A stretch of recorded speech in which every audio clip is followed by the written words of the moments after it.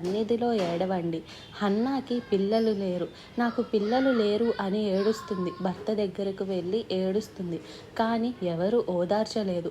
ఒకరోజు దేవాలయంలోనికి వెళ్ళి నీళ్లు కుమ్మరించినట్లు హృదయాన్ని కుమ్మరించి దుఃఖాంతులై ప్రభువు సన్నిధిలో కన్నీరు కార్చింది. మొదటి సంవత్సరం నీ ఒడిలో బిడ్డ ఉంటాడు బైబిల్లో చెప్పబడింది. నాటి నుండి ఆమె దుఃఖముఖిగా ఉండుట మానివేసింది. దేవుని సన్నిధిలో కార్చిన కన్నీరు ఎప్పుడు వృధా అవ్వదు. దావీదు అన్నాడు, నా కన్నీటిని నీ బుడ్డిలో ఉంచుకున్నావు, నీ కవిలలో అంటే పుస్తకంలో వాటిని రాసుకున్నావు.